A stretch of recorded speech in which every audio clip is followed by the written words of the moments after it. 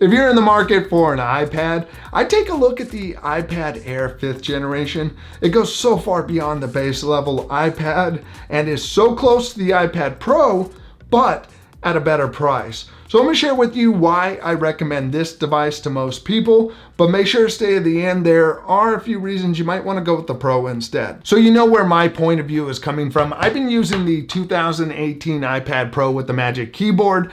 I get so much done with the Magic Keyboard and the Apple Pencil. Highly recommend the combination. I also use the iPad Mini 6th generation. Now to test the iPad Air, I just went about doing the things I normally do on my iPad Pro.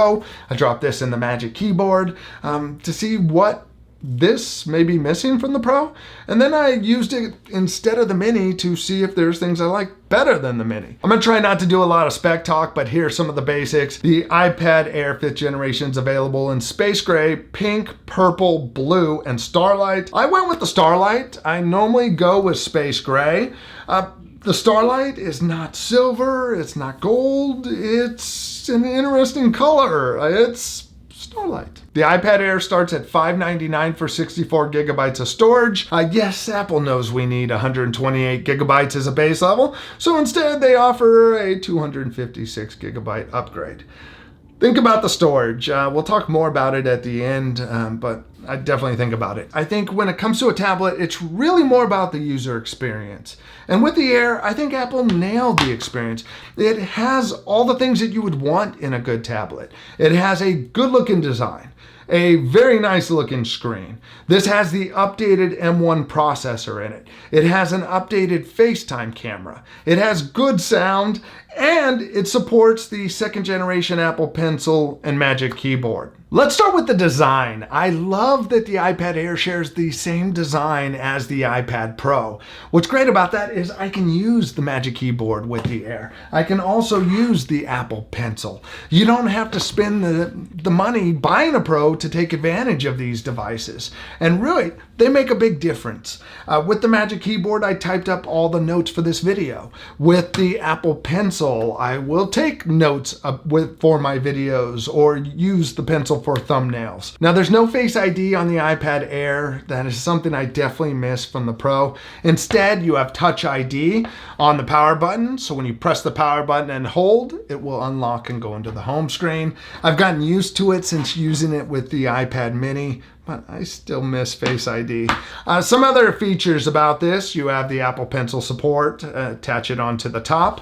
You have 2 speakers, one here and one here, but there are 4 grills. That's so the sound can come out of these grills too, but really it's meant to be so that when you're holding the device, the sound kind of bounces off your palms towards you, I guess, to sound better. We'll talk more about the sound in a few. The iPad Air has USB-C, which you can use to hook up to external displays, drives, and other devices. Now let's talk about the screen. The iPad Air has a 10.9-inch display, which is just smaller than the 11-inch Pro, which I think is the perfect size for portability and productivity. Now right off the bat, I was concerned the iPad Air would have the same jelly scroll that the iPad Mini does. And if you're not familiar with what that is on the iPad Mini, as you scroll, you can see kind of a waviness that's happening within that block. I was concerned that the Air was going to do the same thing, but in looking at it, it looks like it's a better screen. I love the iPad Mini, but when it comes to scrolling, it is the worst screen I've seen. So I'm glad to see that the Air doesn't have that same issue. The screen on the iPad Air is the same as the Mini with 500 nits of brightness. That's 100 nits dimmer than my iPad Pro, but not something that I notice. The iPad Air is a 60 hertz display, and that is pretty typical for tablets and PCs. The iPad Pro has a ProMotion display that is 120 hertz. You might not notice this. Maybe if you use one of the newer iPhones or devices that support it, you might notice it. If you look here, you can see that the iPad Pro is a little smoother scrolling than the iPad Air, but the iPad Air screen looks incredible. I mean, here's some video tests next to the Mini and the Pro.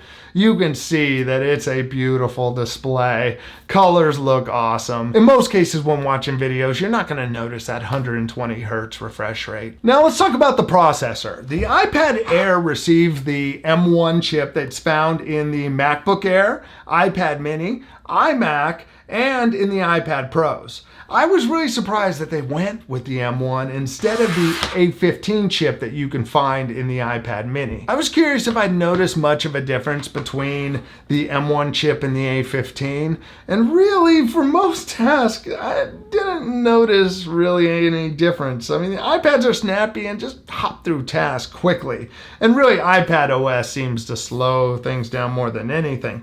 But here's an example, just popping open a few apps to see how they launch.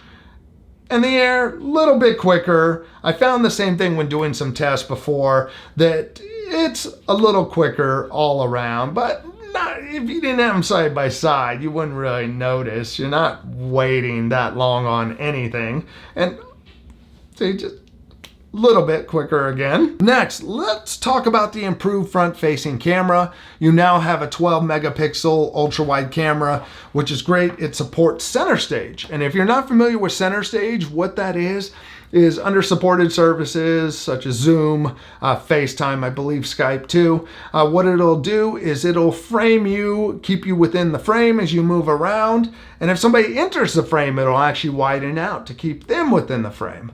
I found with all the different Zoom calls and stuff that I have to do, I often do them on my iPad because I like the center stage, and I just feel like it looks better than my MacBook Pro and my other iPads. This is a look at the video and the audio coming out of the iPad Air. You can see the center stage as I move around. It will follow me. The iPad Air front-facing camera is better than most laptops. Here's a look at it next to my 16-inch MacBook Pro. For most calls, I'll grab my iPad Mini because it has the same front-facing camera. Now let's talk about the sound. The iPad Air has 4 grills on it, but only 2 speakers. Now when you hold it horizontal, the speakers are actually here, and the sound shoots out into your hand and kind of bounces to you. But then sound also comes out of the grills here. And you can put your ear up to it and hear the difference out of it. It does sound good. Not quite as good as the Pro. Here's a little sound test. The goal was to piss him off.